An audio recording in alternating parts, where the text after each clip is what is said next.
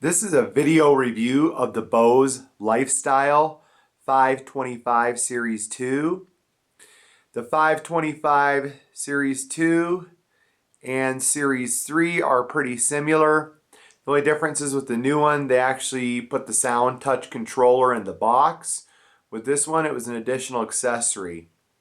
Also, the 535 Series 2 and 535 Series 3 are also very similar. The only difference is they have dual cube speakers. The Series 3 has new speakers. Both the 525 and 535 do.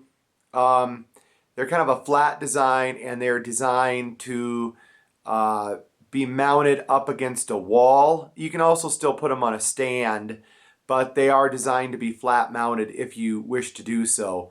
I don't think the performance is a whole lot different. I think it's more about styling. They are no longer, you can no longer adjust them with the swivels, so I don't really know if they're a step up or a step back, but you'll have to decide that for yourself. I just wanted to go over the menu a little bit and show you why I think the Bose Lifestyles are excellent systems. They do have good quality sound. Once again, you have to compare them to other small speaker systems. I think it's pretty hard to compare a Bose Lifestyle system with something with large tower speakers. That's just an unfair comparison. But for a small satellite speaker along with a bass module system, I think it's an excellent sounding system.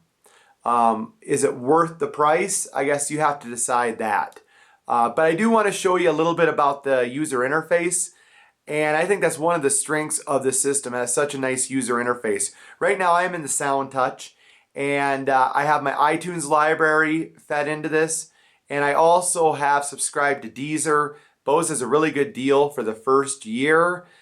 First month is free, and then the first year is only $4.99 a month. So I'm going to go ahead and try it for a year and see what I think of it. And I don't know if I'll continue with the service or not, but so far I've been pretty happy. It's got a good selection of music.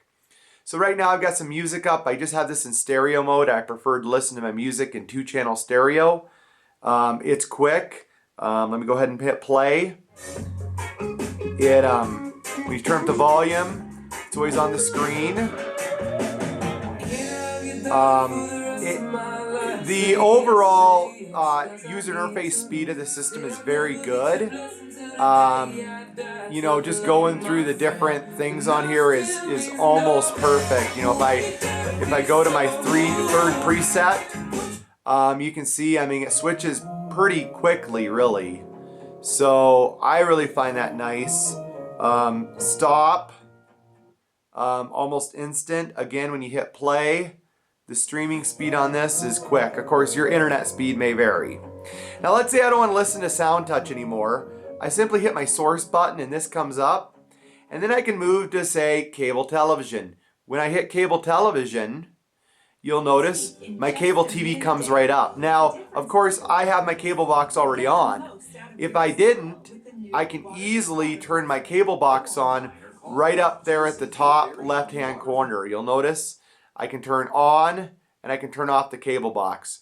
It really works nicely. And then you have all these different menu choices whenever you're in cable. Alright, the volume also is always on screen, so you can always see where your volume is. Changing channels, everything's done with the Bose remote. So it really works nicely. Again, if I don't want to watch TV, I can also hit source again. I can go to my Blu-ray player right here, and I go ahead and hit the Blu-ray player. Once again, the menu will come up, and of course my Blu-ray player is not on, so I can just go ahead and turn it on. One remote runs it all.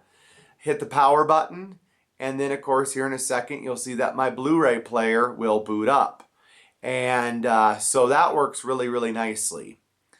If I have some other options on here too. If I hit source, I can also go down to my TV. Now I don't have broadcast TV because I have cable, but when I go to my TV, what's really nice is I do have a smart TV, so I can switch to TV, and then I can go ahead and hit my smart TV menu. And then I have Netflix and all that stuff. The sound will come right through the Bose system. This is an LG WebOS TV. And so it makes it really easy to use all my services on it if I want to. And so that's kind of the way that works, you know, if I wanted to go to YouTube or Netflix or whatever. Once again, I can hit my source key. I also have that little pink cursor. That's from my smart TV. So I do have to use one remote. I do have to use the TV remote for that. If I go down, I can select FM radio. And there's FM radio. I don't listen to a lot of it. Once in a while, I like to turn it on. It also has AM radio. I don't use that much, but if you want to, you could do that. The digital player setting, I have that added on here. So I've got an Apple Airport Express. That works nice, and I know it's kind of double because, you know, I can also stream through the SoundTouch, but that I do use, so I have AirPlay, and that way I can use it that way. Once again, you know, I'll just go back to the SoundTouch on here. But that's pretty much how the whole system operates, and you'll notice once I go back to SoundTouch, it just goes off, it goes right where it was before. It always just kind of, wherever you stop the SoundTouch off, that's where it starts again. Whether it's your library or whether it is on Deezer, or there's other services that you can add. You can listen to Pandora on here. You can listen to Spotify, Deezer, and Bose says they're going to offer more services here in the near future, and it is Wi-Fi. When I'm all done with my system, I can go ahead and I can hit the power button. My power menu will come up. I just hit the source button, and that'll let me turn off my cable box. That'll let me turn off my Blu-ray player, and then I can go ahead and just finish shutting down the system. And with that, I can shut off my TV with the same remote. So really, you only need one remote to pretty much operate the system. If I want to go ahead and turn it all back on again, it's pretty simple. I just turn on the TV, and then I go ahead and I turn on the Bose system. The TV will boot up. It does take a few seconds for the Lifestyle to boot up. Nothing more than about 10 seconds or so. That's just the way this one works. And then once it's booted up, it'll go right back to where I last left off. In this case, it's going to go right back to the SoundTouch. If I had left off at cable, that's where, or Blu-ray, that's where it would go to. So as far as the review of the Bose Lifestyle 525 Series 2, I think this is an excellent system. It's pretty expensive, but the user interface is outstanding. It just works. The sound quality is good. I really recommend this system and the new 525 Series 3, which will work exactly the same way.